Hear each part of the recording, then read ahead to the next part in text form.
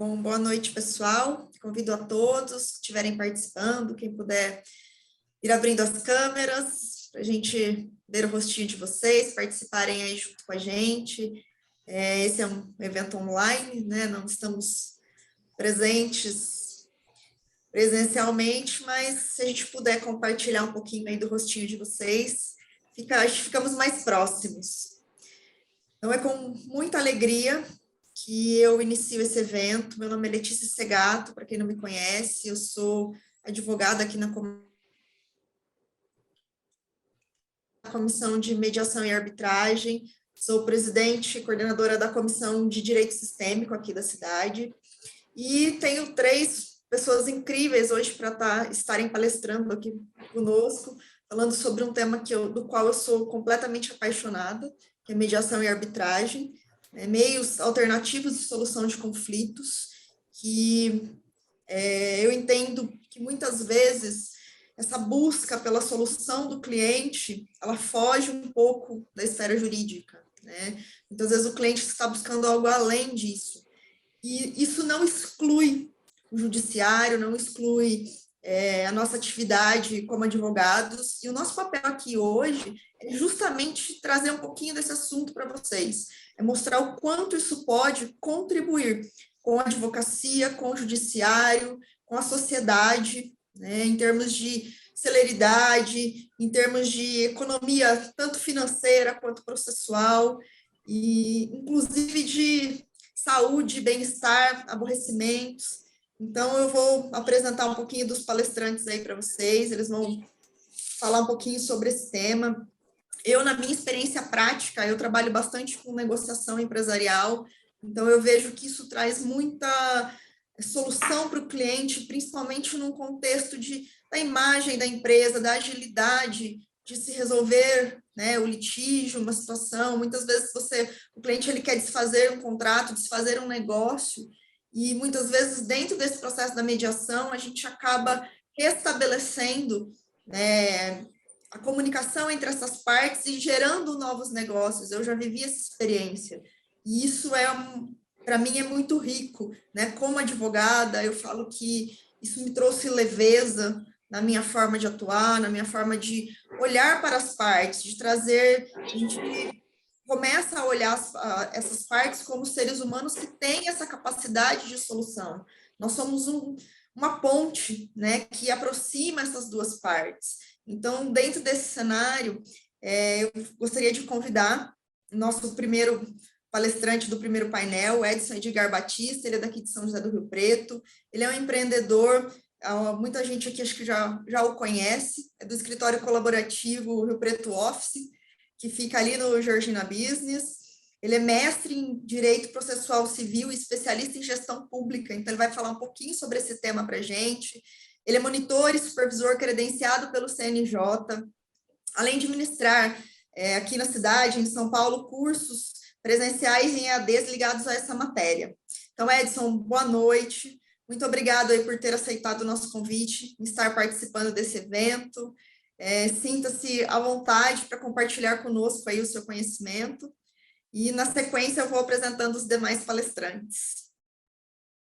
Ok, doutora Letícia, muito boa noite.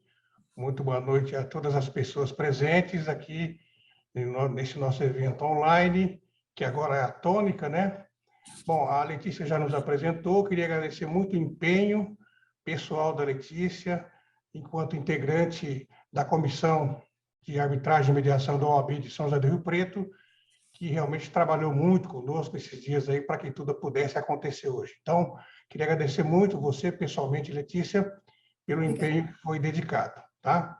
Eu vou compartilhar o material aqui, pessoal, só para a gente já dar uma dinâmica, né? Para ver se todos conseguem ver na tela aí. Eu acredito que está todo mundo... Sim, perfeito. Perfeito, né? Ah, então tá jóia. Perfeito. Então, o evento de hoje, né, promovido pela OAB de São José do Rio Preto, como a Letícia disse também, nós atuamos aqui como empreendedor na área do Poder Judiciário também, e como monitor e credenciado pelo Conselho Nacional de Justiça. Então, nós temos uma certa proximidade de como foi formulada, de como foi planejada, de como está sendo executada, na verdade, a política pública. Então, eu vou falar para vocês, em linhas gerais, a partir da nossa experiência, já de alguns anos, como isso tem sido desenvolvido pelo Conselho Nacional de Justiça e como nós temos nos envolvido com essa temática. Eu denomino o meu painel como as 4 regras de ouro das políticas públicas dos mecanismos adequados de solução de conflito. Ao longo do tempo, nós fomos percebendo que esses 4 parâmetros, se forem bem tratados, eles acabam dando um suporte bastante robusto para a execução da política pública. Bom, a Letícia já falou um pouco sobre o nosso currículo, né? Só tem essa frase inicial que eu gostaria de compartilhar com vocês, né? Ou seja, quem que sobrevive no mundo atual? Aquele que se adapta às mudanças. Não é o mais forte, não é o mais inteligente. Então, esse cenário de mudanças que nós estamos vivendo, é preciso realmente ficar bastante atento para poder acompanhá-lo. Essa tela ela é uma tela genérica de como se compõe o cenário de construção da política pública no Brasil, né? A partir do Supremo Tribunal Federal, o Conselho Nacional de Justiça, que surgiu com a Constituição de 1988, que é um órgão que não é jurisdicional, é um órgão administrativo do Poder Judiciário brasileiro, que foi responsável por editar o primeiro marco regulatório, que foi a Resolução 125 de 2010. A partir daí, portanto, essa resolução instituiu no Brasil uma política nacional. Essa resolução já sofreu inclusive 2 mudanças, e junto com essa resolução vem, dentro dos Estados federados, quais são os órgãos competentes para desenvolver essa política pública nos órgãos federados, nos Estados federados, que são os NUPEMECs, os Núcleos Permanentes de Métodos Consensuais de Solução de Conflitos. E dentro desse cenário nós temos a execução propriamente dita, próximo do cidadão, que são chamados CEJUSCs, Centros Judiciários de Resolução de Conflitos e Cidadania. Então, portanto, essa aqui é uma tela genérica para mostrar, assim, de maneira panorâmica, como isso é construído. Então, é importante destacar que a política pública ela é construída, formulada, desenvolvida e fiscalizada pelo Poder Judiciário. Como a Letícia falou no início, é, portanto, algo de caráter oficial. Eu vou falar de algumas experiências que o Brasil já vive, né, há algum tempo, só para pontuar aqui, a experiência pioneira foi lá no Ministério da Justiça, tá? Já há alguns anos. Depois nós temos também aqui a Justiça Restaurativa, que é voltada mais para a área criminal, que também vem sendo desenvolvida. A OAB também tem o seu projeto chamado Projeto OAB Concilia. Temos também aqui no estado de São Paulo, nós sabemos que tem pessoas de outros estados, né? O projeto Professor Mediador, que é desenvolvido pela Secretaria de Educação, dentro do cenário escolar, portanto. Nós temos no Ministério da Justiça, atualmente, o projeto Pacificar, né? Que é instituído dentro da dinâmica da justiça comunitária. Nós temos também desenvolvido em São Paulo a Oficina de Pais e Filhos, né? Que é coordenado pela Coordenadoria da Família e Sucessões do Tribunal de Justiça de São Paulo. Temos também aqui em São Paulo o NECRIM, Núcleo Especial Criminal da Polícia Civil, também voltado mais para a área criminal. Nós temos aqui em São Paulo também o projeto de conciliação extrajudicial, a ser desenvolvida nas unidades de cartórios extrajudiciais. E nós temos também na Polícia Militar aqui em São Paulo o Núcleo de Mediação Comunitária, que inclusive em São José do Rio Preto existe uma base, um centro avançado desse aspecto. Só para pontuar, esse projeto que eu estou contribuindo e compartilhando com vocês, ele já foi apresentado no Congresso Interdisciplinar de Políticas Públicas e no CAD JUS, que é um órgão parceiro também da Faculdade de Direito da Universidade de Brasília. Bom, a primeira regra de ouro que eu queria comentar com vocês, nós chamamos de estudos prévios, ou seja, quem se dedicou, quem foram os pioneiros, aquelas pessoas que iniciaram todo um trabalho de investigação, um trabalho de pesquisa, os primeiros textos que foram elaborados em termos de Brasil. Não vou fazer uma abordagem do cenário internacional, eu gostaria de ficar apenas com as regras de ouro dentro do cenário nosso interno, portanto.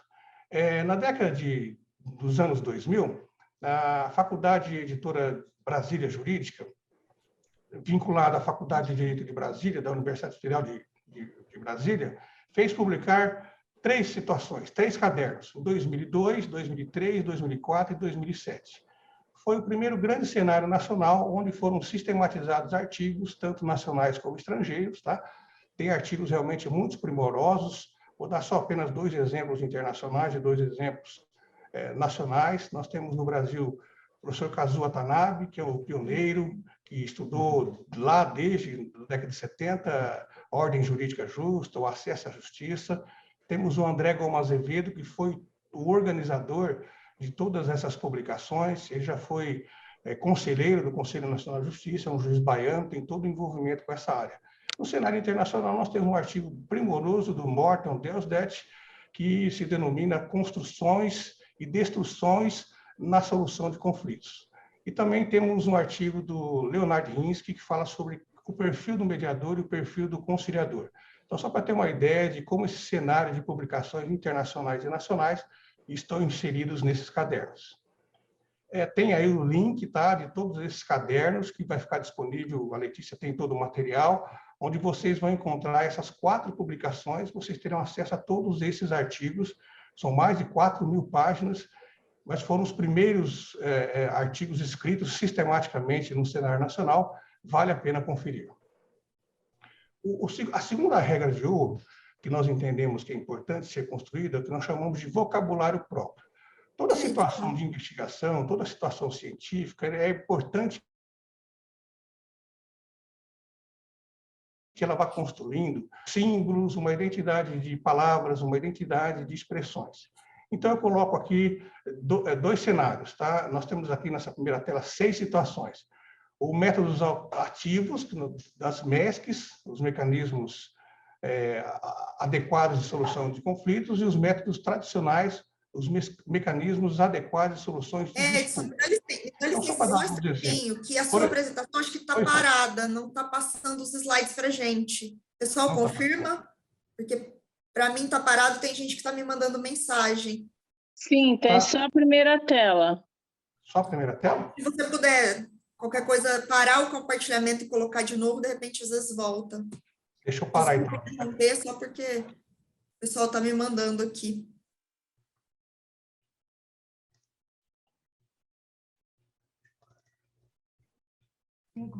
Voltou aí? Ah, agora sim. Voltou?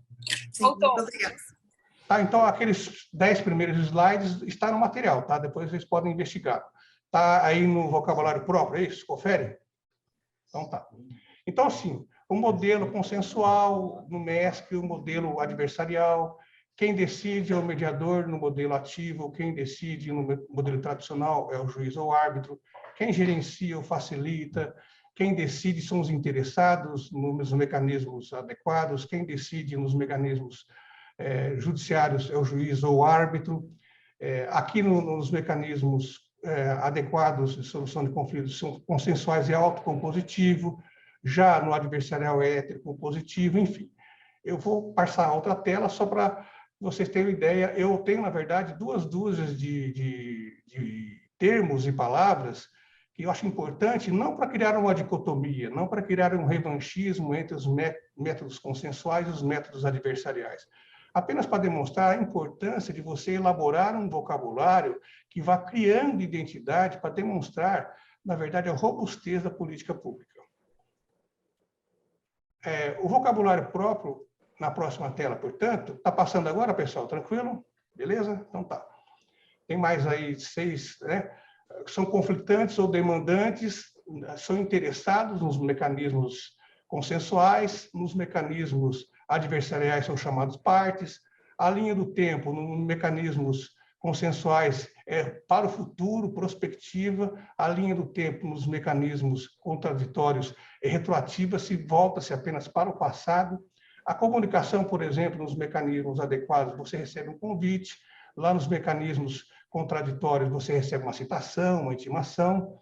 A sessão, onde se realiza a sessão, portanto, a sala de reunião chama-se sessão, nos mecanismos adequados, consensuais, e lá nos mecanismos adversariais chama-se audiência. A mesa de trabalho nos mecanismos consensuais é redonda, a mesa de trabalho nos mecanismos adversariais é retangular, as mensagens nos mecanismos consensuais aqui ao contrário, né, são reflexivas e as mensagens nos mecanismos adversariais são impositivas. Alguns exemplos, eu trouxe uma dúzia, na verdade eu tenho mais de 2 dúzias, e eu vejo isso importante, que você vai criando identidade e vai dando robustez para a política pública.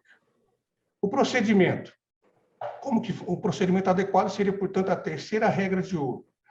Existe uma publicação do Conselho Nacional de Justiça que chama-se Manual de Mediação Judicial. Importante destacar que todo o procedimento e as ferramentas dos mecanismos adequados de solução de conflitos não se encontram regulamentados numa lei específica. Existe esse manual de referência e isso tem uma justificativa, em razão do chamado princípio da informalidade. E há outro aspecto, portanto, que é o vocabulário próprio, que o mecanismo, que o procedimento, melhor dizendo, nos mecanismos adequados de solução de conflitos, é possível você inovar, é você trazer situações que possam trazer características diferentes. Isso é importante porque traz novas roupagens, novas possibilidades. É claro que você não pode, com essa inovação, infringir pelo menos 4 regras. Primeiro, a própria lei. Não é possível você fazer um acordo ilegal, por exemplo. Segundo, você não pode infringir o Código de Ética, que está na Resolução 125, inclusive. Terceiro, você não pode infringir as regras morais e os bons costumes. Fora disso, você tem plena liberdade, enquanto mediador, de estar atuando e aplicando métodos inovadores e criativos.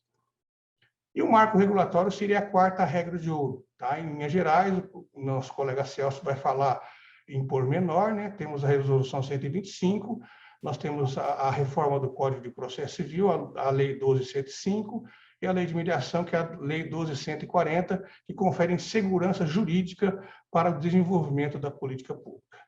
Então, assim, em linhas gerais, de forma bem objetiva, esse material que eu estou passando para vocês, ele é reduzido, mas é possível nós temos os desdobramentos com várias obras, com várias dinâmicas, que dá para oferecer um curso de pelo menos 32 horas, um curso de aperfeiçoamento, tá?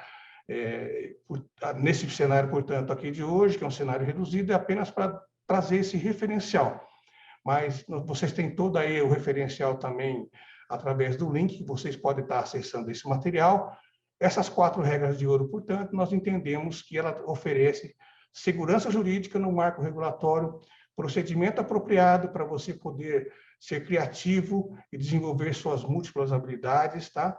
O procedimento apropriado e o vocabulário apropriado, vocabulário próprio, onde você cria, portanto, uma identidade, onde você cria, portanto, toda uma situação em que você vai percebendo a construção da política pública através da diferenciação da linguagem adversarial para a linguagem consensual, tá?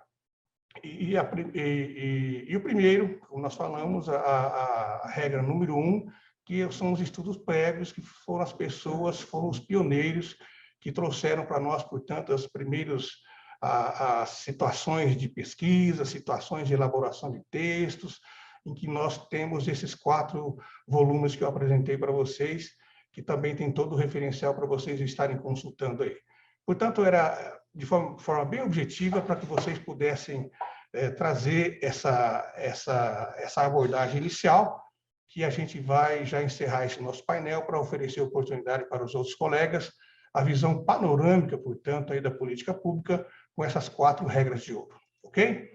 Muito obrigado, Letícia, muito obrigado pela atenção de todas as pessoas aqui presentes. De forma bem objetiva, nós trouxemos esse cenário para vocês aí agora. Muito obrigado, uma boa noite a todos. Estaremos presentes aqui. Ao final, a Letícia vai abrir para questionamentos. Estamos abertos aqui, portanto, para essas eventualidades. Muito obrigado. Obrigada, Edson. Excelente apresentação. Inclusive, eu vou deixar meu e-mail no chat daqui a pouco. Quem tiver interesse no material, o Edson disponibilizou para a gente, eu posso estar enviando para quem tiver interesse em estar recebendo o material.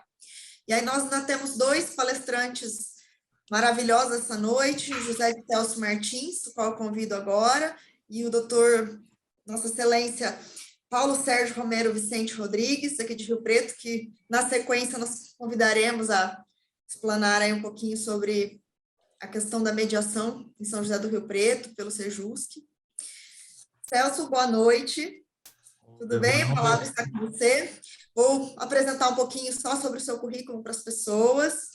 O José Celso Martins é advogado, pedagogo, mestre em Direito Político e Econômico, professor da Universidade Metodista de São Paulo, presidente do Centro de Mediação e Arbitragem de São Paulo, CASP, e autor de 2 livros, Arbitragem, Mediação e Conflitos Coletivos do Trabalho e Arbitragem e Mediação, Conceitos e Prática, que inclusive eu estou lendo, estou gostando muito. Parabéns, Celso, seja bem-vindo. Obrigado, Letícia. Muito obrigado, boa noite a todos e todas. Dr. Paulo Sérgio, Dr. Edson, que me antecedeu. É uma satisfação enorme poder estar aqui. Letícia, agradeço muito aí pelo seu empenho para que nós pudéssemos estar aqui nesse momento, para que esse evento pudesse acontecer. Sei que você se empenhou e se esforçou muito para que tudo desse certo, então muito obrigado, né, e por ter essa oportunidade. Estar aqui, né, na casa do advogado, né, que é a minha casa também, é sempre um momento de muita alegria, de muita honra, poder estar falando aqui com os colegas sobre um tema que, como até o professor Edson falou, me parece que necessário, né?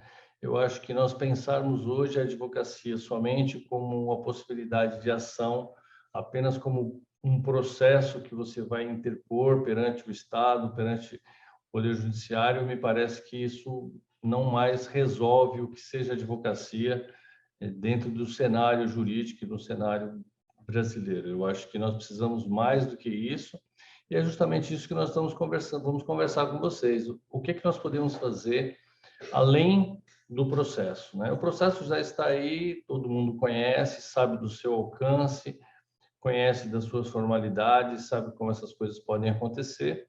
E o nosso propósito aqui, né, com a Letícia, que permitiu que nós pudéssemos fazer isso, nós justamente queremos falar de que é possível se fazer mais, né? É possível se fazer mais do que simplesmente um processo, né? Eu falo isso muito para os meus alunos, né, na faculdade, falo muito com eles que o exercício da advocacia não é simplesmente se fazer processo, é muito mais do que isso. O advogado, na verdade, às vezes ele perde um pouquinho a noção, a ideia de que, na verdade, ele é um pacificador. O advogado, ele tem nas mãos uma série de instrumentos, uma série de possibilidades de permitir que a sociedade possa caminhar com mais tranquilidade, possa ter os seus conflitos resolvidos. Então, nessa nossa proposta, nós dissemos o seguinte: qual é o nome desse nosso encontro aqui? Nós estamos falando mediação e arbitragem como instrumentos da advocacia. Às vezes eu tenho a impressão de que algumas pessoas, alguns profissionais assim não bem, que ainda não entenderam qual é o propósito dessas novas condições, entendem que isso é uma concorrência com a advocacia. Isso não é verdade. Na verdade, tanto a mediação como a arbitragem são instrumentos que estão à disposição do advogado.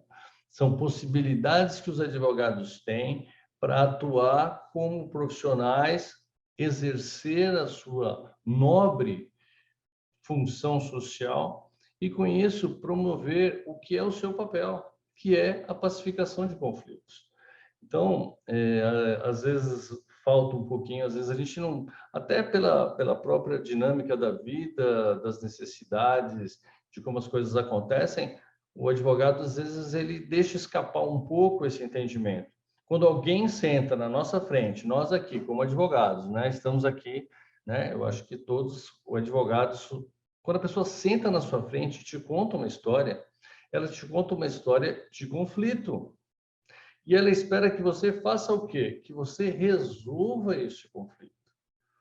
Agora, o instrumento que você vai se utilizar, como você vai se valer dessa oportunidade de levar paz para essa pessoa, aí é com você, ou conosco, né? Como advogados.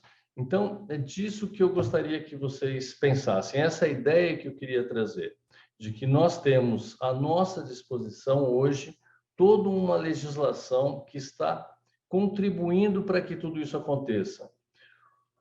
professor Edson, que me antecedeu, o que ele trouxe para nós? Ele trouxe as políticas públicas que estão sendo colocadas de como essas ferramentas podem ser utilizadas, né? Especialmente a autocomposição, né? Então, nós temos aí todo um leque de possibilidades e não podemos nos afastar, nós não podemos perder esta oportunidade, né? Então, a primeira, eu vou colocar um materialzinho para vocês aqui também, mas vai ser coisa rápida, tá? Não vou me alongar muito, não, porque também o professor Paulo Sérgio, o doutor Paulo Sérgio também vai falar. Então, eu quero ocupar aqui um espaço pequeno, mas a minha ideia principal é que vocês considerem esse nosso papel, essa nossa função. Eu coloco aqui para vocês, tá aparecendo aí, Letícia? Está aparecendo? Beleza, obrigado. Então, eu coloco aqui essa frase de Lincoln, que foi talvez o maior presidente dos Estados Unidos e que, como advogado, ele tinha uma fala muito importante. Eu gosto muito de lembrar aos colegas sobre essa frase dele. Então, ele fala: sejam sempre honrados. Se julgarem não poder ser honrados e advogados ao mesmo tempo, prefiram ser honrados a serem advogados. Não fomentem litígios. Levem os clientes a transigir sempre que possam. Expliquem-lhes que o que triunfa num pleito pode às vezes perder em dinheiro e em tempo. Como pacificador e árbitro, o advogado tem uma excelente oportunidade de ser útil e bom. Então, vejam, essa oportunidade, esse pensamento de Lincoln é extremamente rico, e vocês vejam o que ele leva. Ele fala assim: advogado, você leve o seu cliente a transigir. O que é levar a transigir? Justamente levá-lo à reflexão de que existem outras possibilidades. A solução autocompositiva é sempre uma solução inteligente, né? Porque você vai resolver um problema pela sua própria mão. Quando nós temos, diante de um conflito, qual é a situação que nós vivenciamos? Nós temos sempre a possibilidade da autocomposição e da heterocomposição. Mas, às vezes, a gente tem a impressão de que a única condição que nós temos é a heterocomposição. Isso não é verdade. Isso não é verdade. A autocomposição, você tem a solução produzida pelas próprias partes e faz isso com a ajuda de um terceiro ou não. Agora, na heterocomposição, você perde a possibilidade de resolver o problema e outorga esse poder a um magistrado ou a um árbitro. Então, são possibilidades que eu gostaria que vocês considerassem. Bom, então, como pacificador, você tem à sua disposição não somente o processo, que é uma maneira heterocompositiva, você tem também a autocomposição. Então, como autocomposição, nós temos a negociação, temos a mediação, temos a conciliação. A Letícia já falou para nós, quando eu tive a oportunidade de estar com ela, falou da sua prática na negociação. Acho que ela tem na negociação uma ferramenta poderosa na solução de problemas e na solução de situações em que ela vivencia como profissional. Então, ser advogado, gente, não é fazer processo. Ser advogado é muito mais do que isso, né? Então, nós temos essas ferramentas na nossa mão. A mediação e a conciliação, que são instrumentos diferentes. Na mediação, você quer desfazer o conflito, você quer restabelecer a comunicação. Você tem uma relação que tem história e que socialmente é importante, nas questões familiares, corporativas, educacionais. Você tem ali a necessidade. Então, quando nós fazemos uma mediação ou resolvemos um conflito pela mediação, nós não estamos dando apenas uma solução jurídica para a questão, nós estamos dando também uma solução social. Vejam o quanto nós podemos fazer a mais, com o mesmo resultado no sentido, vamos dizer assim, no sentido econômico. Eu já vi colegas falarem: mas se eu fizer um acordo, o que eu vou ganhar com o acordo? Doutor, a questão, o resultado que você vai proporcionar ao seu cliente, é isso que tem que contar, não é o processo. Então, você está cobrando para fazer um processo ou você está cobrando para resolver um problema? Eu penso que num contrato, inclusive, aproveito e falo muito isso para os meus alunos também, olha, o contrato que eu coloco para o meu cliente é um contrato em que eu promovo o resultado que ele espera de um problema. Ele quer receber, ele quer desocupar, ele quer entregar, quer que alguma coisa seja feita, algum defeito seja reparado, ou perdas e danos, não importa o que ele quer. Agora, se eu for obter esse resultado para ele, é isso que importa, não importa o procedimento que vai ser utilizado, desde que feito, como o professor Edson falou, dentro da lei. Então, você tem à sua disposição essas ferramentas e é isso que eu entendo que deve ser utilizado. Como heterocomposição, você tem a arbitragem e tem o processo judicial, que esse não é o objeto da nossa fala aqui, né? Porque esse todo mundo conhece, esse já está à disposição, todo mundo já sabe como conduzir. Então, nós estamos aqui para falar dos alternativos, né? Agora, aqui, o que eu queria trazer para vocês também, e aqui eu vou passar rapidamente, mas nós temos hoje, no Código de Processo Civil nosso, atual, né, que é de 2015, nós temos, gente, mas muitos artigos que vão nesse sentido, de que existem outras possibilidades de se resolver conflitos fora do processo, né?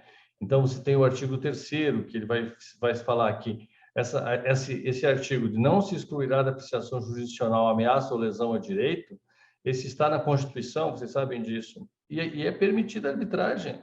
Então, já está, o Código de Processo Civil ele já é aberto com essa condição. O Estado promoverá sempre que possível a solução consensual dos conflitos, né?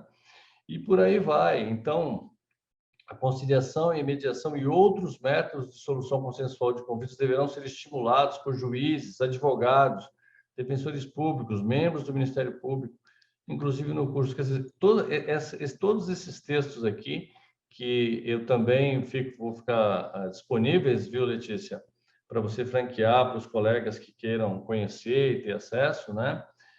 Então, todos esses artigos, vejam, o artigo 42 também vai falar, colocar para as pessoas que, como um direito ir à arbitragem. Ir à arbitragem não é uma obrigação, não é uma condição negativa, é um direito. Agora, é preciso se conhecer do instrumento. Né? Ninguém utiliza o que não conhece, né? Ninguém gosta do que não conhece. Então, essa nossa fala também, ela tem por objetivo estimular vocês, quem ainda não conhece, quem ainda não acessou, que venha conhecer dessas ferramentas, que venha conhecer as legislações que estão norteando esses instrumentos, esses procedimentos, porque aí você vai ampliar a sua possibilidade de atuação.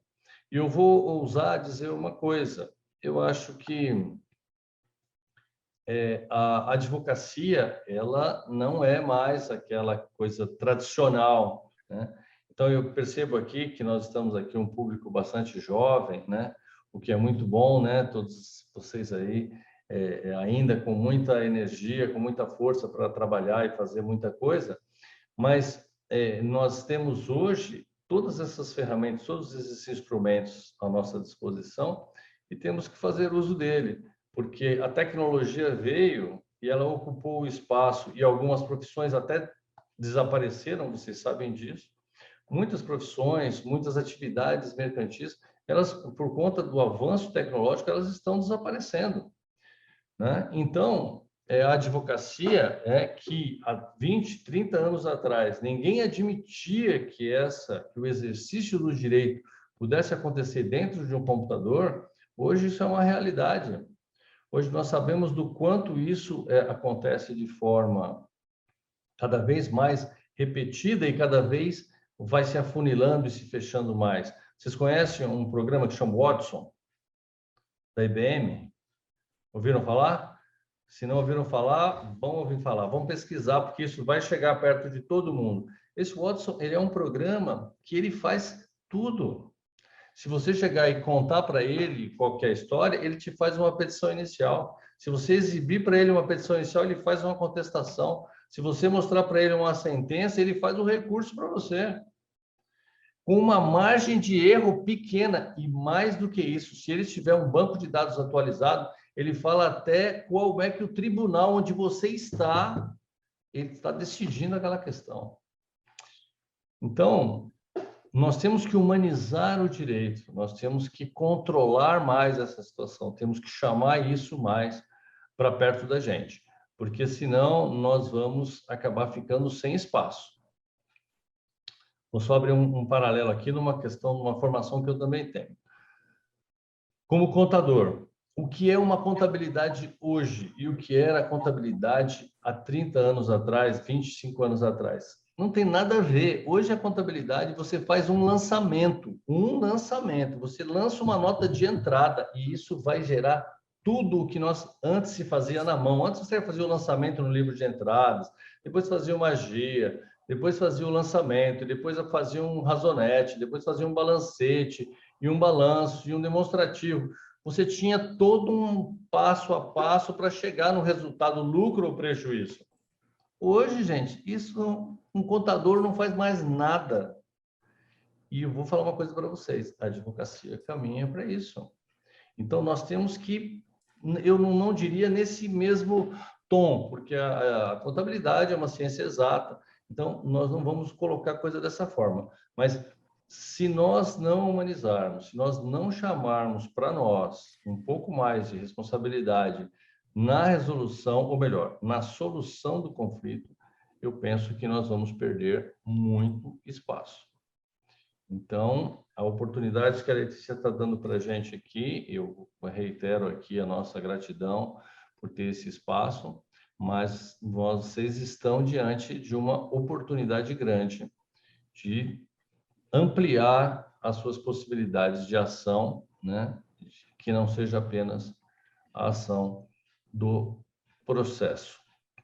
Nós estamos aí também, Letícia e demais colegas, nós estamos aí com um projeto para fazer um curso de pós-graduação junto à Unirp, que é aí na Universidade aí de Rio Preto, em que essas questões todas são colocadas. Nós temos uma série de cursos e de encontros, tanto na área de mediação, né?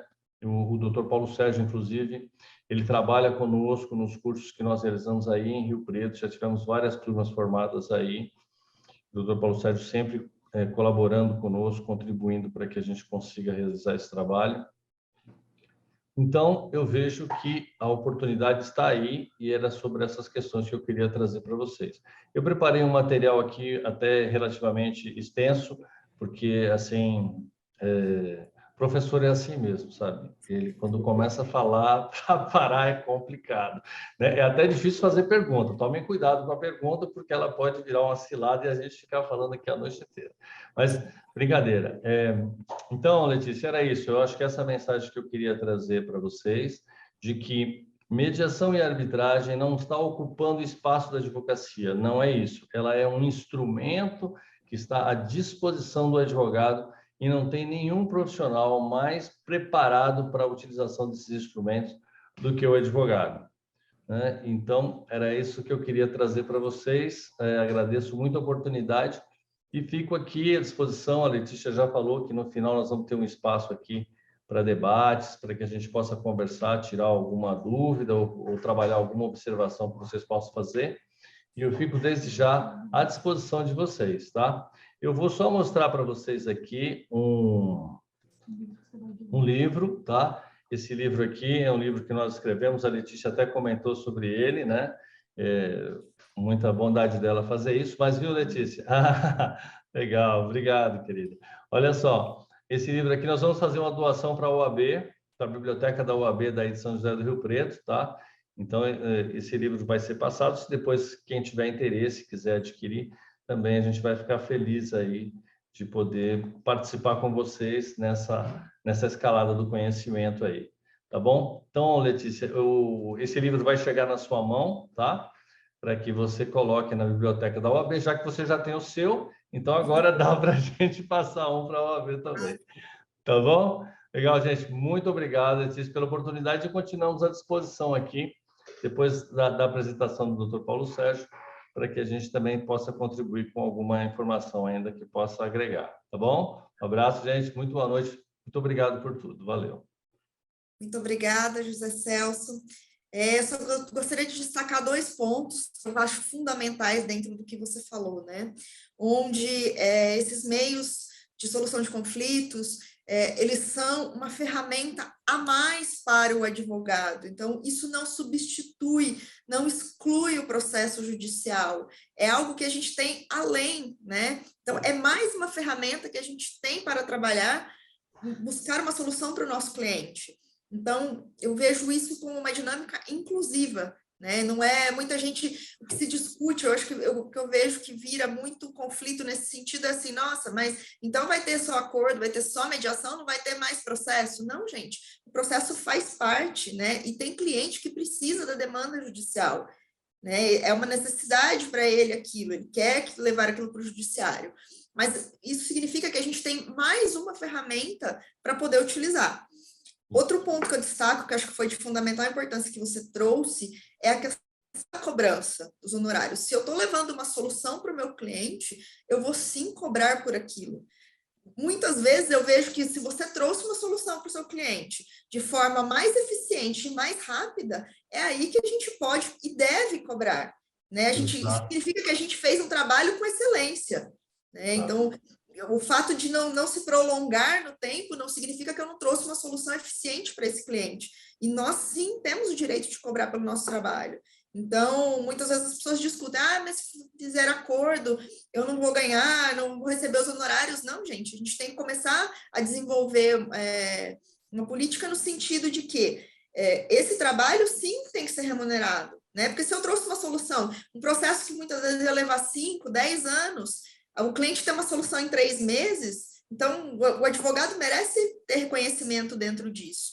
Então, eu acho que é importante destacar isso, quando a gente começa a ter essa visão, né, e isso me abre espaço para que eu tenha novos casos, para que eu tenha novos clientes, né? Eu não fique, muitas vezes, amarrado só àquele processo. Então, isso não significa que a gente não vai ter processo, eu entendo isso como uma ferramenta além, e que sim, é uma ferramenta que deve ser reconhecida e remunerada. Então, eu acho isso de fundamental importância aí, que você trouxe na sua discussão.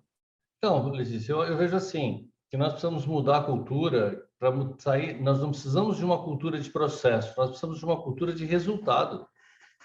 Sim. É resultado que a parte precisa, sabe? Eu teria que, né? Deixa eu começar a contar a história para vocês, eu não vou nem me aventurar, porque eu não vou contar muito. Mas olha só, se você tem dentro do seu contrato o resultado como a condição para você receber seu honorário, pouco importa o procedimento que você vai utilizar. Você vai ter o direito de receber, como você muito bem falou, Letícia. Se você proporcionou um resultado rápido, você tem que ganhar até mais do que você ficou com o processo. Para você merecer receber, você tem que ficar 10 anos alimentando um processo, fazendo todos os recursos possíveis. Gente, isso, sinceramente, isso para mim é até uma desinteligência.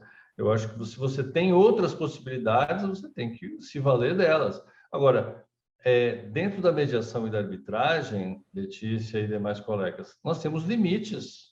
Nós não vamos fazer tudo, nós vamos resolver tudo com arbitragem, nós vamos resolver tudo com mediação. Existe aí um espaço enorme de processos e de conflitos que vão ter que ir para o judiciário, não tem jeito.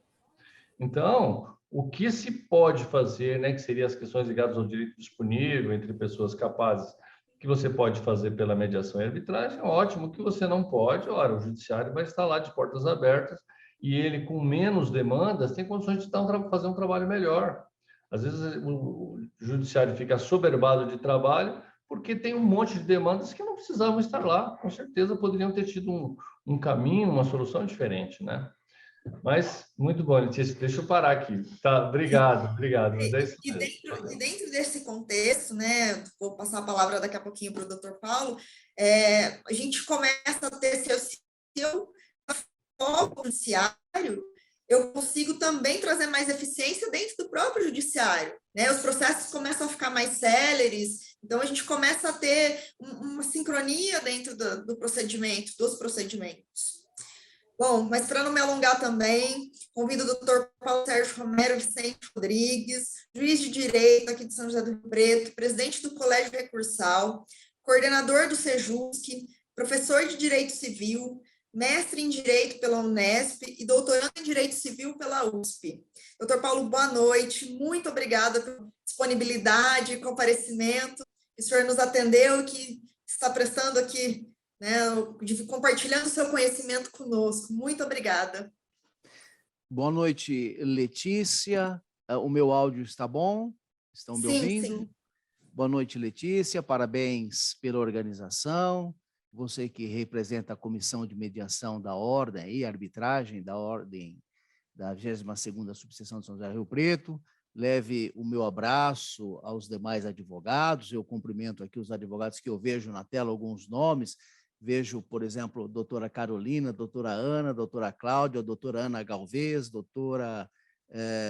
a Cláudia acho que era professora, falou há pouco, doutor Daniel Vicente Robeiro, do escritório Romero Vicente de Rio Preto, vejo também Andréa Maria, vejo Elisa Neri, vejo quem mais que está aqui na minha tela, vou até mudar a tela, porque nós temos um público grande, doutora Luciana dos Santos, tem algumas advogadas que estão com o nome masculino, Ana Galvez, enfim, meu abraço a todos os advogados, estudantes, professora. É gostoso participar de um evento com advogados, com profissionais de outras áreas, que a gente vê o mesmo instituto por outra ótica, é sempre uma aprendizagem. E obrigado pelo convite, pela oportunidade de estar aqui. Cumprimento o professor Edgar Edson Batista pela ordem da fala, né? E o professor Edgar falava de um vocabulário próprio e quando ele falava eu pensava na diferença da conciliação ou mediação feita por um juiz e feita por um conciliador. Eu sempre falo isso nas aulas de conciliação para ressaltar como o conciliador, o mediador, é o profissional indicado para fazer a conciliação, né? Eu instalei o Sejusc aqui em Rio Preto, há uns 10 anos atrás, participei de outras instalações, e sempre havia aquela preocupação de ter uma sala que não fosse aquela sala de audiência, que tem um tablado, que é uma coisa carrancuda, séria, medonha, né? É uma coisa que é para intimidar as pessoas, parece que é feito de propósito, né? A sala de conciliação do Sejusc, ou do conciliador, é uma sala que sempre o tribunal fala, coloca um quadro, serve café, serve água, né? Quando é que um juiz serve café, né? O juiz não dá nem boa tarde, né? Está preocupado com os processos. Então, o conciliador é aquela pessoa que é escolhida a dedo para ser, né, os funcionários do fórum os mais simpáticos, né?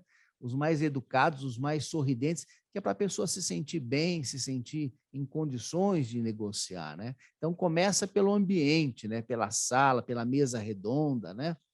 E depois o conciliador, o mediador, né? Ele é um profissional tarimbado para ouvir, né? Ele deixa a pessoa falar, ele empodera a pessoa, coisa que o juiz, né, não gosta está muito acostumado com audiências. Imagina, eu agora vou completar 38 anos de fórum, agora em janeiro, né? Teve dia que eu fiz 40 audiências criminais, né? Se eu deixar as pessoas falar, eu não cumpro a minha pauta, eu me atraso. Então, muitas vezes, o juiz não deixa a pessoa falar, né? Como fazer uma conciliação com pressa? Impossível, né? Então, o mediador, aí, o conciliador, é a pessoa indicada para fazer a conciliação, e o juiz não, né? Eu me lembro, na época dos processos físicos, eu tinha um escrivão que colocava um papel desse tamanho, assim, uma folha sulfite, escrevia em vermelho, urgente. Ele vinha e punha na minha cara, assim, na minha frente, na hora da audiência, ia fazendo aquela pilha, 1, 2, 3, né? Urgente, urgente, urgente, e eu tentando fazer um acordo. Mas eu ficava mais nervoso que as partes, né? Mais ansioso. Então, o conciliador não tem essa preocupação, ele conversa com calma, com tranquilidade, né? Mas tem uma situação também importante para a gente destacar, o juiz vai instruir em seguida, né? É uma audiência de tentativa de conciliação, instrução e julgamento. Então, o juiz, ele vai decidir em seguida. Então, a parte, ela fica com medo de falar o que ela está pensando, né? Porque ela sabe que o juiz está ouvindo, o juiz não pode ouvir conciliação, tem que ser um conciliador, um mediador. A parte fica à vontade, porque o conciliador não vai falar para o juiz, né, o que ele está ouvindo ali, né, se a pessoa admite alguma coisa ou não admite, né? E antes de existir essa conversa de conciliação, eu já pensava isso, né? Como as pessoas se fecham na frente do juiz, né? Então, não é o ideal, não é o ideal que o juiz faça a conciliação. E mais, né? O juiz, antes da audiência, ele lê o processo, ele já sabe o que vai acontecer, ele tem uma noção. Eu minuto minha sentença antes da audiência, né? Depois eu vou adaptando, né? Ou tira o in do improcedente, ou acrescenta, mas está mais ou menos mastigado ali, já tem, né? Desenhado mais ou menos. Então, como é que vai fazer uma conciliação imparcial, né? Mas eu abri esse parênteses porque o Edson mostrava a diferença de vocabulário, né? Então, eu quis só dar essa visão prática, né? Como realmente são duas realidades completamente diferentes, né? O que demonstra a importância da conciliação, né? Com todo o respeito pelos meus colegas que não me ouçam, né? Mas eu quero cumprimentar também o professor José Celso Martins pela exposição, o doutor José Celso lá do TASP, do Centro de Mediação e Arbitragem, né? Agradeço pelo público jovem, né? Eu acho que o senhor estava também se referindo a mim, né? Enfim. Mas eu quero, depois que o senhor passa o nome desse programa, Watson, não consegui anotar bem, que eu quero saber se ele faz sentença também, viu? Se ele fizer sentença, eu vou ser um adepto desse programa, viu? Mas parabéns pela exposição, pelo material preparado. Quero dizer que eu também tenho aqui a minha obra e extrair lá da página 72, 73 seguintes, os benefícios da mediação, me ajudou aqui a preparar a minha singela exposição, né? Muito bem. Eu fui convidado para participar porque responsável pelo Sejusc, né? E sempre a minha equipe lá do Sejusc me cobra que eu divulgue o endereço do Sejusc pré-processual, né? Porque o Sejusc processual aqui em Rio Preto fica no fórum, dentro do prédio do Fórum Civil, todo mundo sabe. Mas o pré-processual fica fora do fórum. Esse é um outro, né? É uma outra imposição, uma outra ideia, né? Que vem lá, que vem do tribunal, que vem do CNJ, é que o Sejusc pré-processual não seja dentro do fórum. Porque tem pessoa que fala, no fórum eu não vou. Então tem que ser, né? Num lugar neutro. Nosso Sejusc pré-processual fica na rua Raul de Carvalho, 1658, na Boa Vista, né? Raul de Carvalho, 1658. O telefone é 3211-3240, mas pode falar também pelo Sejusc com C maiúsculo, né, o endereço virtual, .riopreto@tjsp.jus.br. Eu estou dando o endereço porque nem sempre é conhecido das pessoas, né? O pré-processual em que a gente faz as audiências antes do processo, né? Muito bem. Mas eu quero dizer o seguinte, que a gente vê, infelizmente, na mediação, na conciliação, né, na arbitragem, ainda uma resistência. Infelizmente, existe, uma resistência da própria classe jurídica, né, uma resistência injustificada, né? Não faz sentido, né? Eu vi mexer a foto aqui da doutora Ellen Tremura, agora cumprimento também, levo os nossos cumprimentos ao presidente da ordem, ela que hoje representa a ordem. Muito bem, não cumprimentei antes porque estava na fotinha parado, achei que não estava aí, mas tudo bem. Está devidamente cumprimentado. Mas eu dizia da injustificada resistência que existe da classe jurídica. Mas eu não vou falar dos advogados, porque eu não sou louco nem nada, eu vou falar dos juízes, né? Eu vou falar que os juízes resistem, né? Os juízes, vou dar o exemplo do juiz. No ano de 95, tive uma experiência que eu acho interessante para mostrar essa resistência, né? Então, foi aprovada a lei 9.099 de 95, a lei do juizado de pequenas causas, né? Foi em 26 de setembro de 95. E esta lei, ela tinha uma vacatio legis de 60 dias, e nós recebemos aqui em Rio Preto, então, alguns desembargadores, 3 desembargadores vieram falar da lei, né? E veio um desembargador que era professor de processo, né? Conceituado, famoso, né? Na verdade, ele era até, né, diretor da PUC, né? Estou me esforçando para não falar o nome dele, mas é um homem público, né? Ele era candidato a presidente do tribunal e fez uma exposição brilhante, né? Professor doutor de processo penal, né? Ele acabou com a lei. ele, né, só faltou rasgar a lei ali no salão do júri, na presença lá de uns 50, 80 juízes, né? Por quê? Porque a Lei 9.099 trazia a transação, a possibilidade de fazer acordo na esfera penal. E ele disse que, se ele fosse promotor, ele nunca faria acordo, né? Nunca faria acordo com réu, né? Que ele achava um absurdo, né? A lei trazer isso. E vamos abrir um parênteses aqui para dizer que ele era desembargador pelo 5º Constitucional, ele era promotor de carreira, né? Então ele veio falar para a gente não homologar os acordos, né? E a lei estava aprovada, né? Mas naquela época, 95, eu era de fato, né? Eu era jovem naquela época, professor José Celso, e eu, atrevido, né? Ele mandou fazer reperguntas, né? 1995, eu fui lá na frente fazer, ele mandou ir lá na frente fazer a pergunta no microfone, né?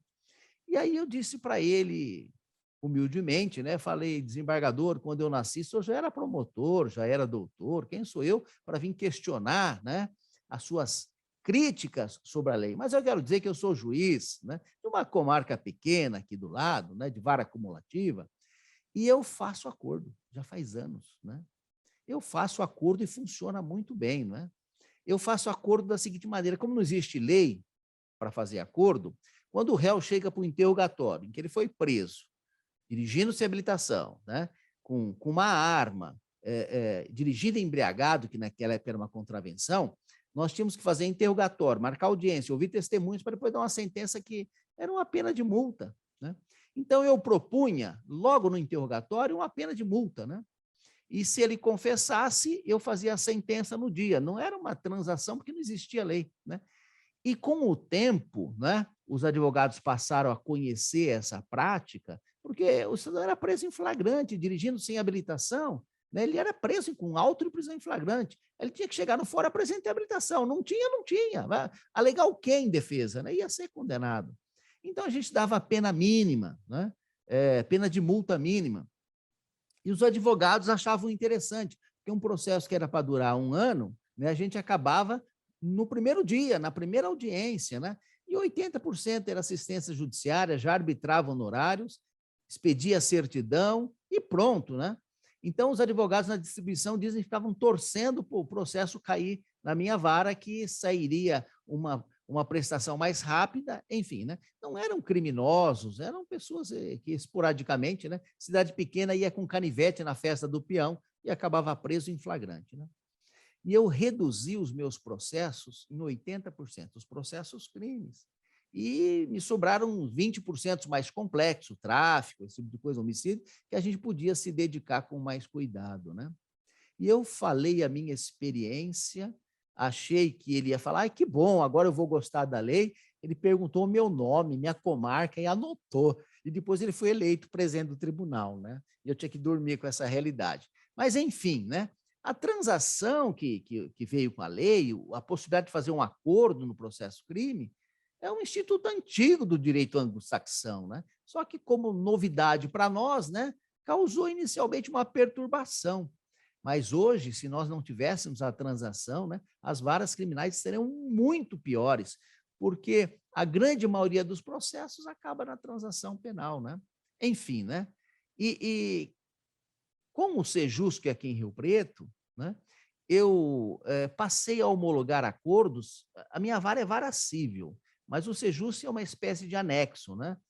E eu passei a homologar acordos feitos em delegacia de polícia.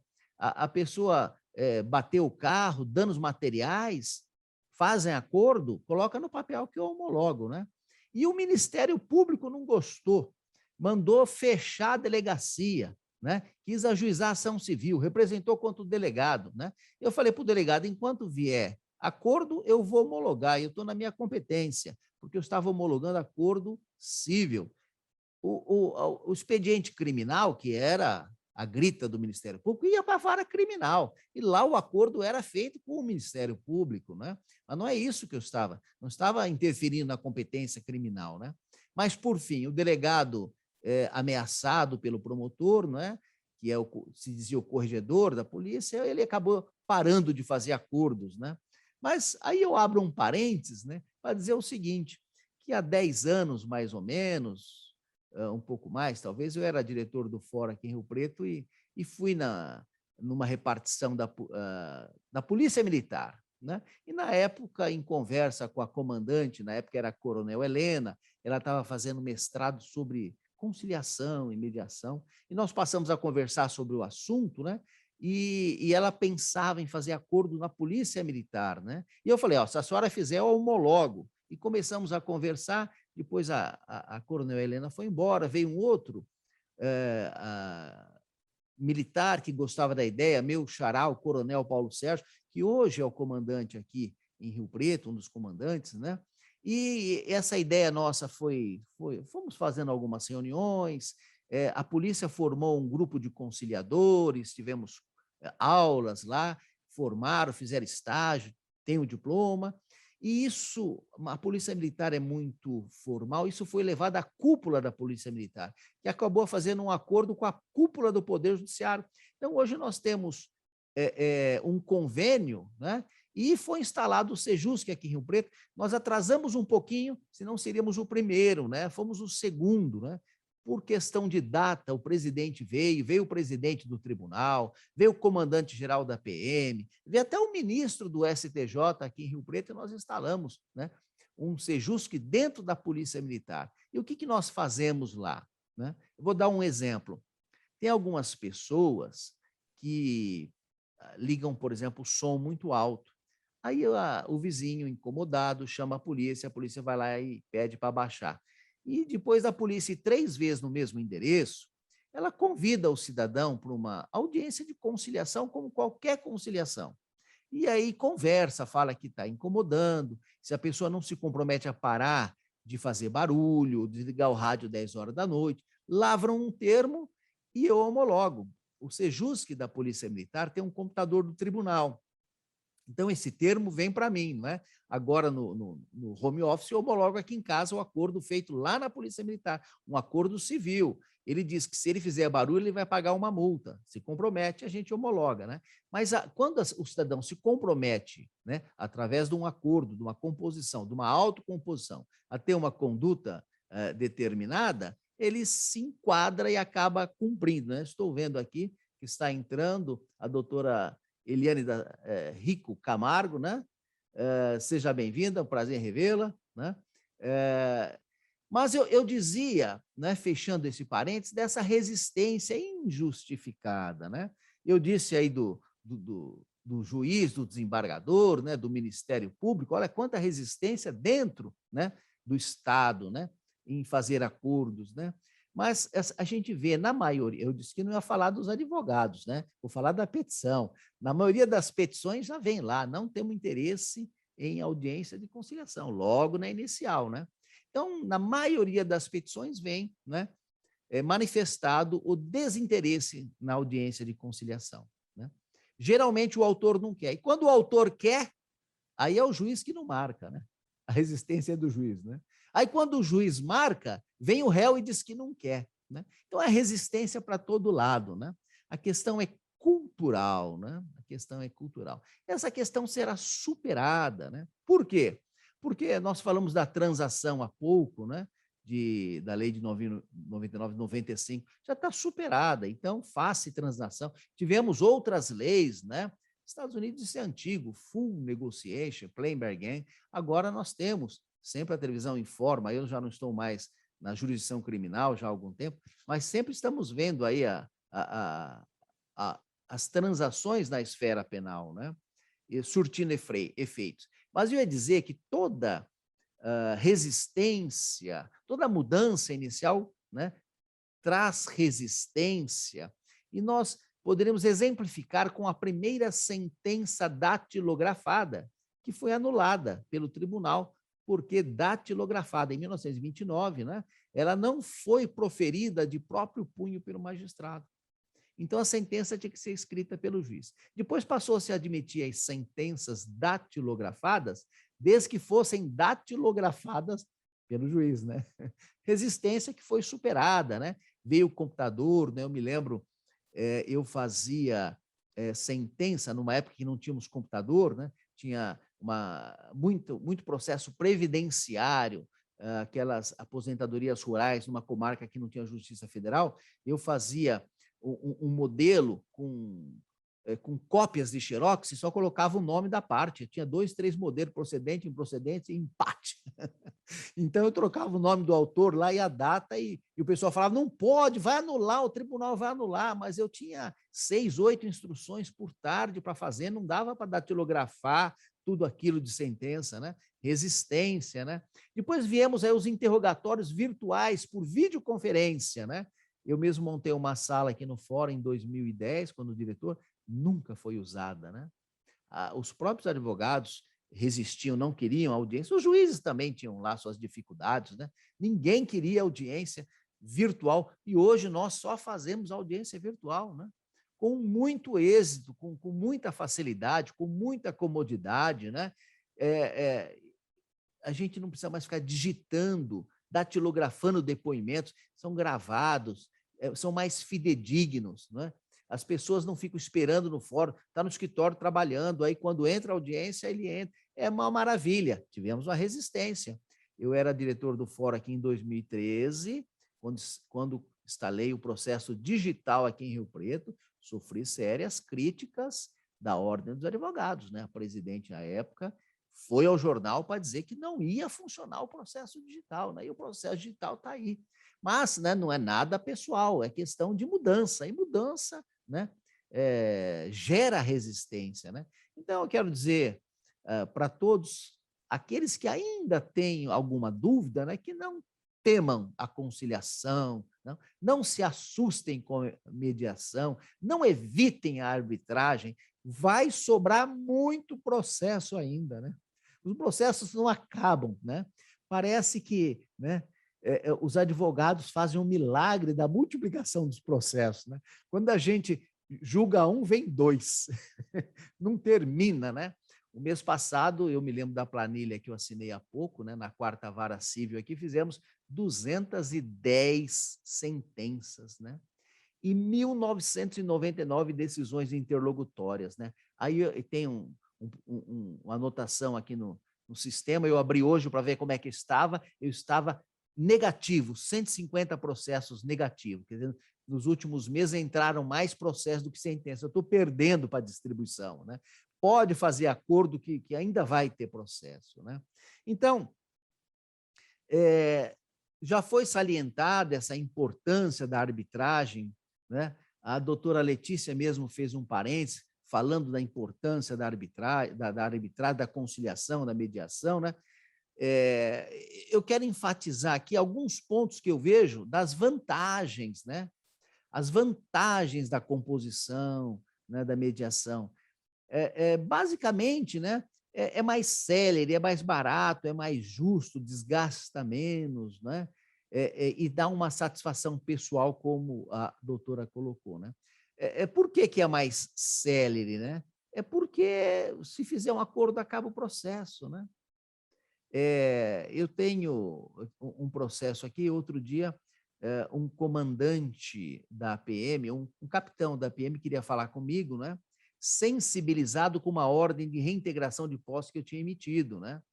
E ele foi lá, o soldado foi acompanhando, coisa e tal, e tinha uma família com crianças. Ele falou assim, talvez o juiz não saiba, né? O réu é um homem, né? Talvez não saiba que tem uma família, que ele está pondo para rua uma família, né? Aí, então, o capitão me telefonou, eu abri o processo, não sabia do que se tratava, né? Não fazia ideia, né? E aí eu vi lá que era um processo que tinha 5 anos. O cidadão invadiu uma casa e eu dei a liminar para ele de reintegração de posse. Mas aí ele recorreu, né? O tribunal suspendeu a liminar, fizemos a instrução, veio a sentença mantendo. Aí nessa ele já arrumou uma mulher, levou para dentro da casa, né? Recorreu, né? A sentença manteve a reintegração. Até voltar do tribunal, cumprimento da sentença, ele já tinha 3 filhos, né? Agora nós fomos executar a reintegração de posse, era uma família. Ficou muito pior, né? Tivesse, né, feito um acordo ou cumprido logo no começo, não colocaria uma família para fora. Mas acabou sendo cumprida a ordem, já era decisão definitiva, né? Quer dizer, se tivesse negociado um prazo para sair, né, um período, às vezes a pessoa ajudava, né, dava meios materiais para sair, seria menos traumático. Foi reintegrado com força policial, colocado para fora. E, infelizmente, né? Mas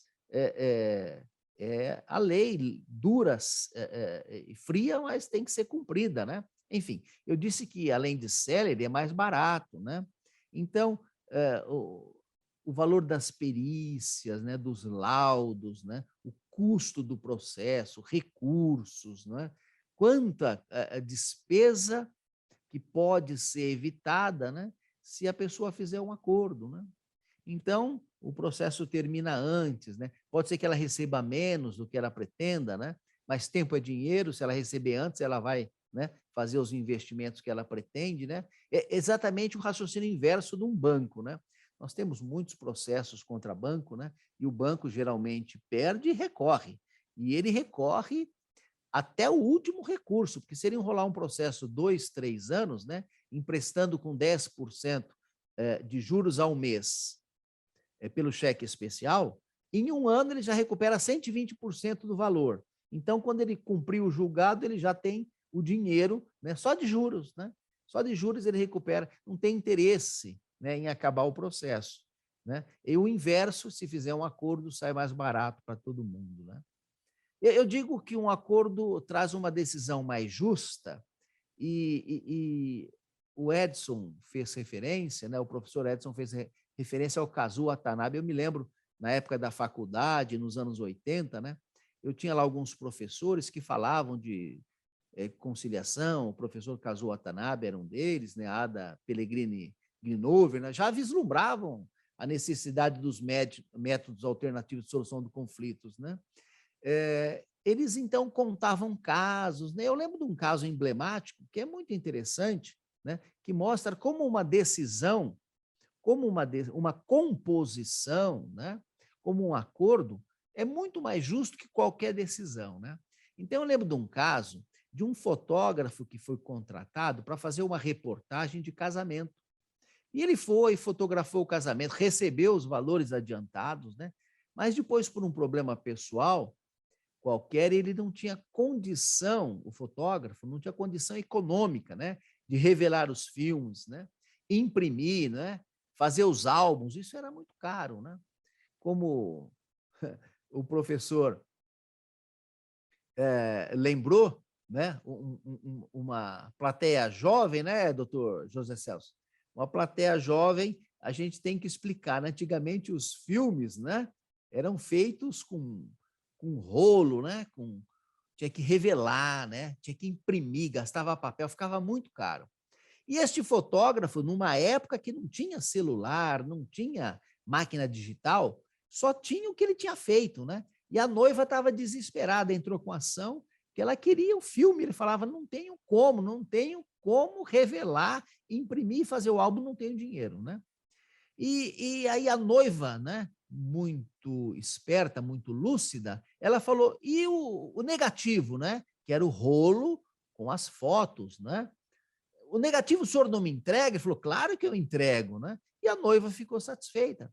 Quer dizer, ela poderia, amanhã ou depois, imprimir essas fotos, porque ela não tinha nenhum documento do casamento, nenhuma foto, né, que mostrasse ela vestida de noiva.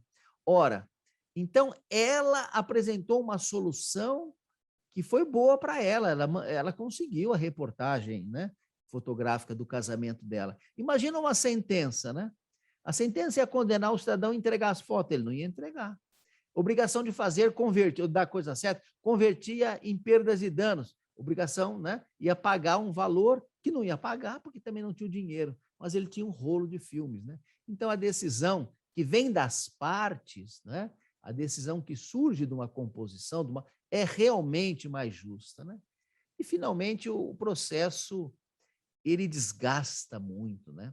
A sentença põe fim ao processo, mas não ao litígio, né? Depois da sentença vem o quê? Embargo de declaração, né? 11 casos em 10. Cada 10 sentenças vem 11 embargos, né? Vem 11 embargos porque tem uma sentença que vem embargos dos dois lados, né? Depois da sentença vem os embargos de declaração. Depois dos embargos de declaração, apelação. Depois, embargos de declaração do acórdão. depois recurso extraordinário, depois recurso especial, né? Que não tem segmento, agravo interno, né? Agravo de instrumento, embargo de declaração, enfim. Quando acaba assim, os recursos, né? Vem o cumprimento da sentença, impugnação e novos recursos. Né? Então, quando acaba tudo, só falta as partes pegar na rua, tapa. Ou seja, a sentença não resolve, não pacifica, né? O processo não soluciona o litígio. Ele põe fim. A sentença põe fim ao processo. Né? E vem uma nova fase. Né? Eu tenho um processo aqui, né? Está até aqui na minha mesa, aqui, do lado aqui. Eu tenho um processo aqui, que ele é de 2010, é processo físico. Tem 14 volumes, está aqui do lado. Estou olhando para ele, ver o que eu vou fazer com ele. Né? Ele tem 8 milhões de reais depositados em 2010. Né? Eu vou falar o valor, né? Que é para todo mundo morrer de inveja, são honorários advocatícios. Né? Teve uma desapropriação e os dois advogados entraram em litígio, os dois sócios, né? Os credores desses 8 milhões, que estão depositados aqui desde 2010, com juros e correção monetária, e eles estão aqui brigando para saber se um tem 52%, 48%, né? 53%, estão brigando, né? E eu decido, faço cálculos, eles recorrem e continuam brigando. Eu vou continuar decidindo, eles vão continuar brigando. Se amanhã eles falarem assim, ó, X é meu, Y é dele, eu solto as guias, acabou o processo. Né? Vão passar um Natal generoso, mas pelo jeito eles não querem fazer acordo, quer brigar, né? Que é questão pessoal entre eles. Então, o acordo seria uma bênção para eles. Né? Nós estamos em 2021, né? Já tem 11 anos esse processo. Aliás, processo desse tipo tem vários. Né? Eu tenho uma investigação de paternidade da minha vara, e olha que a minha vara é vara civil. Né? O processo é tão antigo, que não tinha vara de família ainda, né? Era só vara civil. Né? E hoje, sabe quem são as partes desse processo? Esse processo está na minha vara. Existe, são os netos. Né? Primeiro eram duas irmãs de fora do casamento contra o suposto pai. Né? Aí morreu o pai, já era pai, foi procedente. Né? Vieram os filhos do pai, portanto, as duas irmãs contra os irmãos. Né? Foram morrendo, entrando os filhos dos filhos. Né? Então, aí, né, os netos. Né? Alguns fizeram acordo. Por quê? Porque era muito patrimônio, muitos bens, né? Outros não queriam fazer acordo, foram dilapidando o patrimônio do ano para filho, depois decisões, reconhecendo fraudes, né? Então, né? Sem nada hoje, tanto que gastaram com o processo, né? Tivessem feito um acordo lá atrás, né? Dava o quinhão dessas duas irmãs, acabava essa briga, né? E administrar suas fazendas, né? Então aí, né? São netos brigando aí num processo que tem um monte de sentença, mas não resolveu nada. A sentença não resolve, recurso não resolve. E para encerrar, né, eu vou acrescentar ao meu rol de vantagens aqui algo que a doutora Letícia falou, né, e o que eu acrescento aqui é a satisfação profissional. Né? Ela falou da saúde, eu acrescento sanidade, né, de você resolver uma situação, resolver a situação, não apenas extinguir um processo, né? Então, não vale a pena brigar, né? O profissional que consegue fazer um acordo, que nem aquela noiva que conseguiu, né, o filme, o negativo, para poder fazer as suas fotos, saiu feliz, satisfeita, né? Então, essa é a satisfação do profissional de ter resolvido um conflito, não apenas ter solucionado um processo, né? Resolvido um conflito, né? Então, essa é a ideia da composição, da conciliação, né? Mais conversa, mais composição, menos briga, né? A proposta é a cultura da paz, né? Não vale a pena brigar, né? Só consome a pessoa, né? E eu encerro lembrando, né? Nós estamos falando da cultura da paz, do acordo, da composição, lembrando que pazear é um verbo, né? Verbo transitivo, né? Que pouco usamos, né? Que significa fomentar a paz, né? Eu pazeio, tu pazeias, ele pazeia e todos nós somos mais felizes, né? Muito acordo, muita composição, muito sucesso e muita paz para todos vocês. Muito obrigado. Obrigada, doutor Paulo, gratidão pelas palavras, pela troca de experiências. Além de muito gostoso de ouvir Vossa Excelência falar, é com muita alegria que a gente recebe aqui. Bom, eu vou abrir para perguntas agora.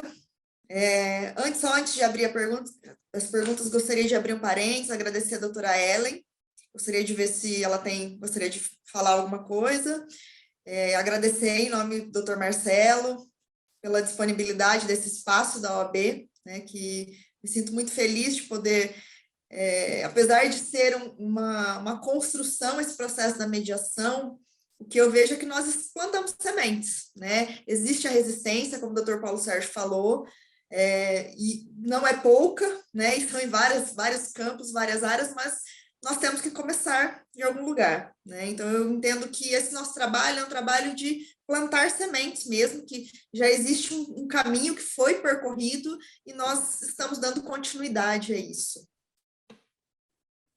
Eu quero parabenizá-la, doutora Letícia, pela organização desse evento. Infelizmente, não estávamos em mais colegas aqui para debatermos um assunto tão relevante para a nossa sociedade de um modo geral e de maneira ainda mais especial para a nossa profissão. Eu reitero tudo que a doutora disse em relação à qualidade de vida que a gente acaba usufruindo quando sabemos utilizar os instrumentos que nos estão disponibilizados. Quero agradecer a presença dos nossos palestrantes da noite, professor, espero não falhar a memória agora, professor Edson e professor José Celso, e também ao nosso juiz, excelentíssimo doutor Paulo Sérgio Romero Vicente. É um prazer tê-los aqui conosco, abordando um assunto que é de suma importância. Quero agradecer também a presença de todos os colegas que estiveram aqui, parabenizar também a professora que trouxe os seus alunos para esse debate.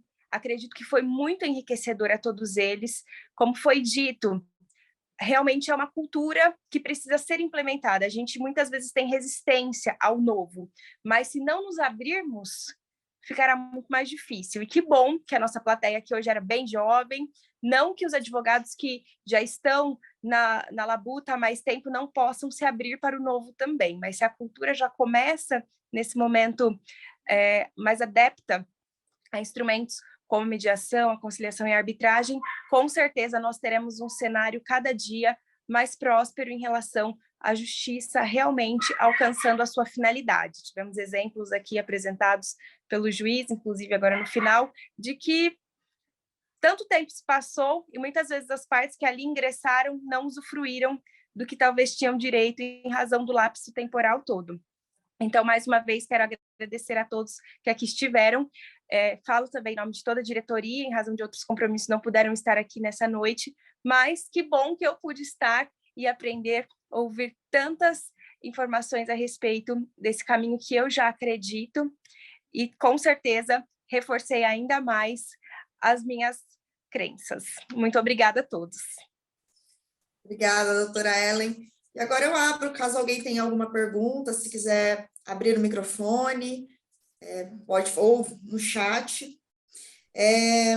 Também dando últimos recadinhos, eu deixei o meu e-mail, leticia.segato@gmail.com, segato com 2 Cs, para quem quiser receber o material apresentação do professor Edson e do professor José Celso.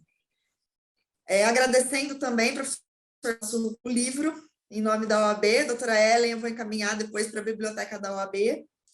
Muito obrigada. Na verdade... Deixa eu ligar meu microfone aqui. É só um exemplar ou não? É um exemplar? Eu sugeriria que a gente fizesse um sorteio entre os colegas que estão aqui. Podemos fazer dessa forma? Ou prefere que fique na biblioteca da UAB? Olha, vamos fazer o seguinte, então. Vamos fazer as duas coisas. Nós fazemos um sorteio aqui para os colegas e também a gente manda um exemplar lá para a UAB. Tá bom? Fazemos as duas coisas. Não, é um prazer. Veja só, quantas vezes que nós chegamos, viu, Ellen? É um prazer te conhecer, não tinha tido oportunidade ainda de conversar. Agradeço aí a você representando a diretoria da OAB, porque a OAB, né, tão importante, né, dentro do cenário nacional, né, abrindo portas e abrindo espaço. O doutor Paulo Sérgio, né, contou aí as suas histórias e as suas aventuras para fazer com que o novo pudesse surgir, né? E isso é muito legal. Doutor Paulo Sérgio, assim, se eu já tinha admiração pelo senhor, aumentou ainda mais, porque... Com certeza. Não, porque é muito legal se pensar que existe alguém que faz esse investimento pelo novo, né? As pessoas, elas sempre são muito resistentes, né? O que o doutor Paulo Sérgio falou, e nós convivemos com isso também há mais de 20 anos, com essa resistência. Então, Letícia, nós podemos fazer, então, um sorteio, eu não sei como é que vocês vão viabilizar isso, mas podemos fazer o sorteio e eu mantenho também o que eu já havia prometido, um livro para a biblioteca da OAB também. Perfeito, tá bom? Ah, ok. Ó, Eu acho- eu posso sugerir? Aqui, se algum de vocês quiser sugerir, falar um número, eu consigo olhar aqui na lista dos participantes e aí eu conto e vejo que número que caiu. Pode ser assim? Pode. Deixa eu dar uma olhadinha aqui quantos são os participantes. Só um momentinho. São 30 participantes. Um número de 1 a 30. 1 a 30 não. 3 a 30. 4 a 30, perdão. Eu vou... Doutor Paulo Sérgio, deixa que ele dê a ideia do número, já que... Doutor Paulo Sérgio. Posso falar um número? Sim. Sim? Vamos falar o número 20, número redondo. Vamos lá, então.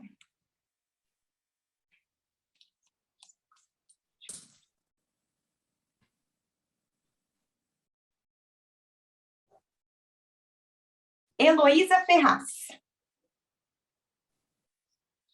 Heloísa Ferraz está aqui com a gente. Oi, eu estou aqui. Parabéns, Heloísa. Muito obrigada. Parabéns. Eu vou te pedir, Heloísa, eu vou deixar meu telefone aqui no chat, ou se você quiser entrar em contato direto, melhor, a doutora Letícia já deixou o e-mail dela. Encaminhe o seu endereço para a gente poder viabilizar que o livro chegue até você.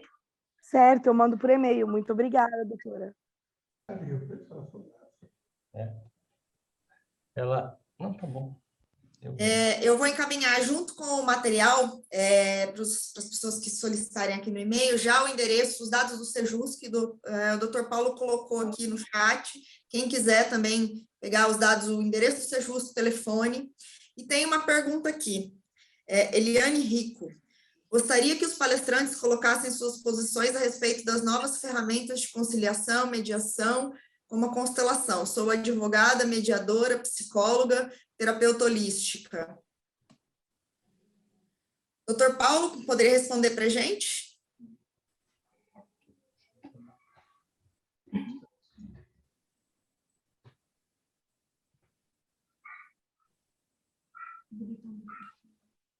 Doutor Paulo Está Sérgio. aberto meu áudio? Agora sim. Sim. Ah, sim. Então, muito obrigado, doutor Eliane Rico. Eu ouvi o seu nome Camargo, confundi um pouquinho. Para mim que era Eliane da Silva Rico, né? Mas parabéns pelo casamento, então. Muito obrigada. É que eu me casei e agora eu tenho que pôr o Camargo, né? Tá certo. Faz muito bem. Aqui na infância, nós temos esse trabalho, na vara da infância. Eu não participo lá, há uma equipe que faz esse tipo de acolhimento com psicólogo, coisa e tal, né? Eu acabo voltando mais para os acordos na esfera civil, né? Mas nós temos também, por exemplo, nessa vara de violência doméstica que foi inaugurada semana passada, temos uma situação interessante lá, temos uma sala de audiência, é uma ferramenta nova também, né? Uma sala de audiência, e do lado da sala de audiência, não sei se todos sabem, tem uma sala de psicólogos, né? Psicólogas que recebem as meninas que foram vítimas de crimes sexuais, geralmente por familiares, né? E é uma sala que não tem aparência de ser fórum, né? Então, essas meninas vão a essa sala e conversam com a psicóloga várias vezes, né? E vão se familiarizando com o ambiente, com a pessoa, até chegar o dia da audiência.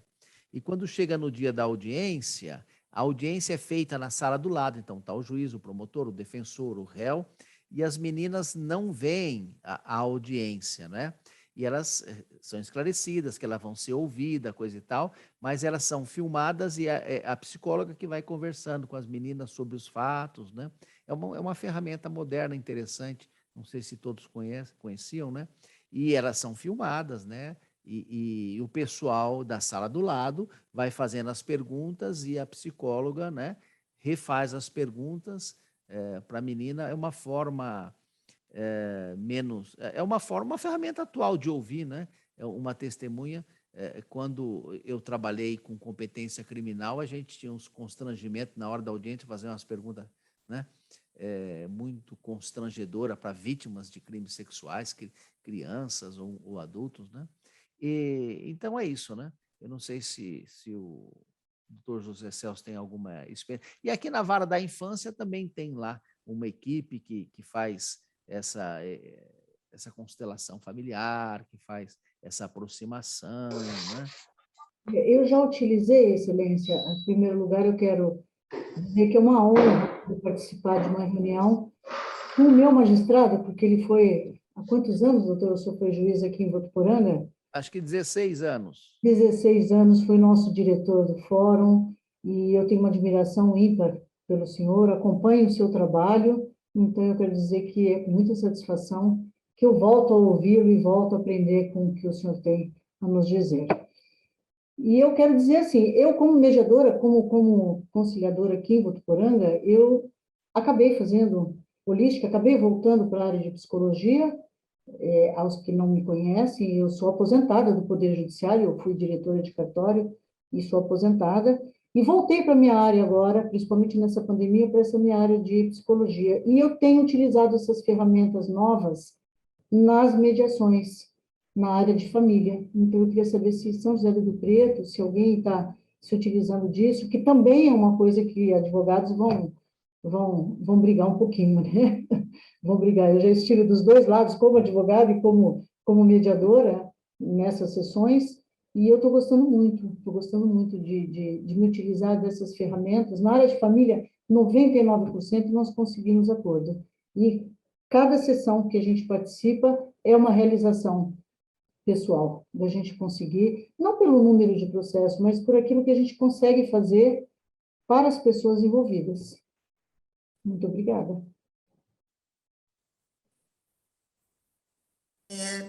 Eliane, só complementando um pouquinho o que o Dr. Paulo Sérgio trouxe, eu sou consteladora familiar também, sou presidente da Comissão de Direito Sistêmico aqui em São José do Rio Preto. É algo bem novo, né? A gente fundou a comissão, então, sim, é uma comissão bem pequena, e durante a pandemia a gente teve o trabalho aí um pouco restrito, né? As reuniões, as palestras, então a gente ficou um pouco mais limitado nesse sentido. Eu sei que em Rio Preto existe o Círculo da Justiça Restaurativa, tem alguns trabalhos que foram realizados com menores, tem alguns trabalhos realizados com mulheres, conforme o Dr. Paulo disse, vítimas de crimes sexuais, mas é algo que está sendo fomentado ainda, né? Não tem constelação propriamente aplicada. Sim, mas sim. É um trabalho que está começando, já está sendo realizado, mas é uma semente que vem sendo plantada. Eu acredito muito, eu sei que tem surgido assuntos de muita divergência nesse sentido, né? Assim como qualquer profissão, a gente teve um boom aí das constelações, de cursos de fim de semana, então muito conflito surgiu nesse sentido, mas como apreciadora e estudiosa disso há mais de 6 anos, então eu vejo que é um trabalho que, quando bem realizado, né, a gente teve, inclusive, recentemente, um evento da Comissão Estadual de Direito Sistêmico da OAB São Paulo, que trouxe, né, bastante esclarecimento sobre isso. Então, o próprio Dr. Sam Stort, que iniciou esse movimento no Brasil, foi o criador da expressão direito sistêmico, né? Então, a gente, dentro desse contexto, é um trabalho que vem crescendo, e como a gente disse, da mediação e da conciliação, existe bastante resistência, né, a essa novidade, a essa implementação. Então, é um processo que vem acontecendo, sim, na região, né? A gente tem outras cidades com comissões de direito sistêmico. Eu já tinha até entrado em contato com algumas pessoas do próprio Poder Judiciário para ver a possibilidade da gente fazer um trabalho da OAB em parceria, né, com o Poder Judiciário, só que a gente foi atropelado pela pandemia, então não tinha atividades presenciais, então a gente ficou muito limitado nesse sentido. Mas é uma construção, então eu vejo assim, a gente tem sementes plantadas nesse campo e vamos fomentar aí para que isso cresça futuramente, porque os resultados que eu tenho visto são muito, assim como no caso da mediação, é a solução do conflito de uma forma de trazer a solução para o cliente, né?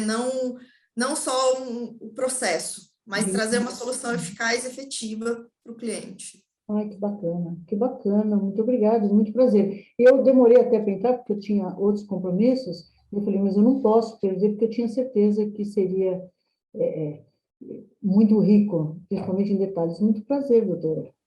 Muito prazer, seja bem-vinda. Muito obrigada. Depois, se você quiser, me manda um e-mail, a gente conversa um pouquinho mais sobre o assunto. Eu quero sim, eu vou pegar aqui, eu quero sim.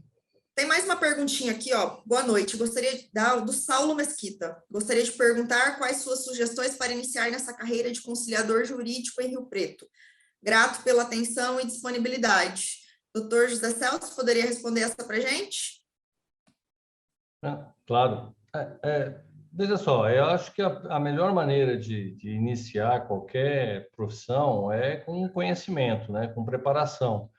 Então, o que eu posso dizer, Saulo, é o seguinte, eu acho que existem vários cursos aí, né? Nós também trabalhamos com esse trabalho de formação de mediador conciliador, né? E até de árbitro também.